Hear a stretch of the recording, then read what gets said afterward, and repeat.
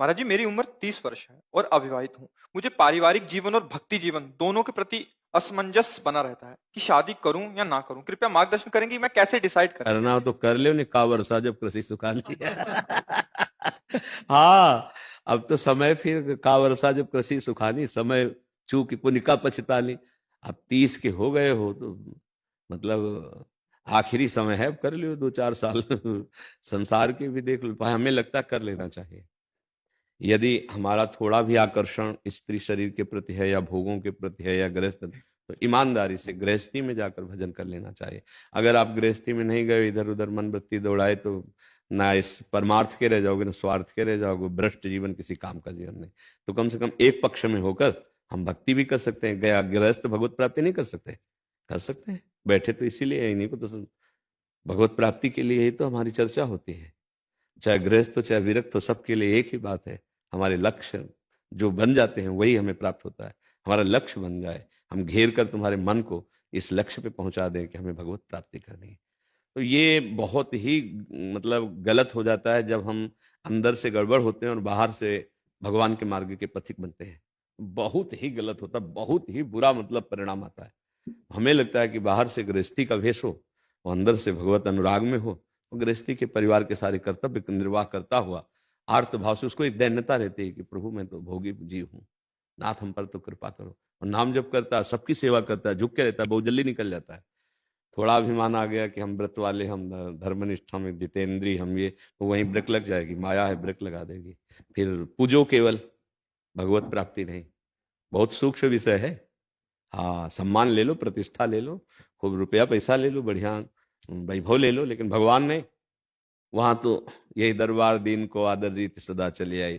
इसलिए कभी कभी चूक हो जाती है। तो हमें लगता है अगर थोड़ा भी आकर्षण शरीरों के प्रति, भोग के प्रति है, तो गृहस्थ में जाना चाहिए पक्का। कोई ऐसा नाटक नहीं करना चाहिए जिससे हमारा जीवन नष्ट हो जाए।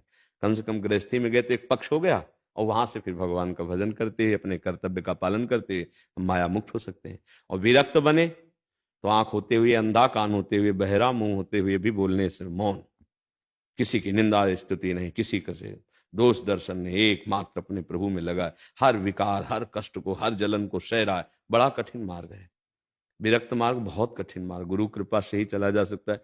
महीना 2 महीना कोई नियम चलाना हो तो चल जाए, पूरे जीवन आखिरकार मन ही तो है ना।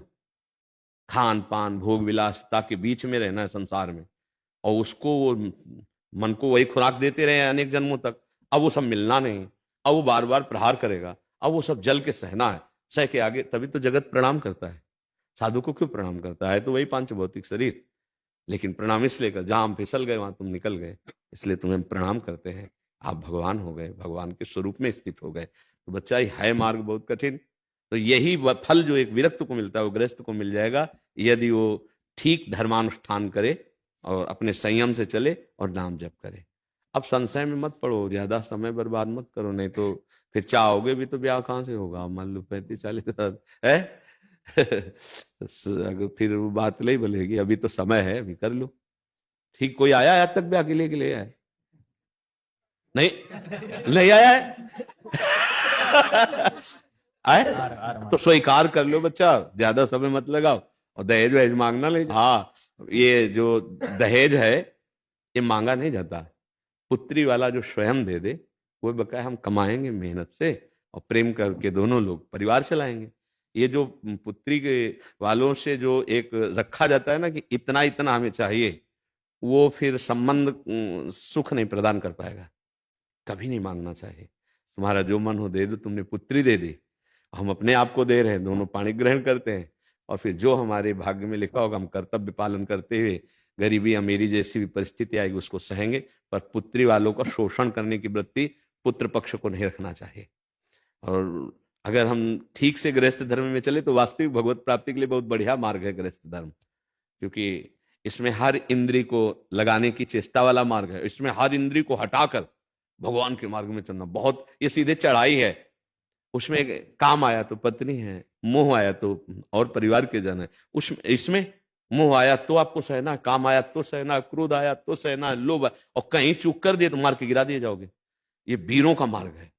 जरा भी चूक हुई तो मार के गिरा दिए जाओगे। अच्छा, वहां गिरे तो कोई दोष नहीं, क्योंकि धर्मयुक्त है, पत्नी पुत्र परिवार सब ऐसा। तो वो जब कमजोर चित्त वाले को गृहस्थ धर्म का जरूर आश्रय लेना चाहिए, फिर वो वैराग्य अंदर से जो हो जाता है वो भगवत प्राप्ति कराने वाला हो। अब ज्यादा समय न लगा के अपने गृहस्थ धर्म में जाओ और खूब भजन करो, माता पिता की सेवा करो,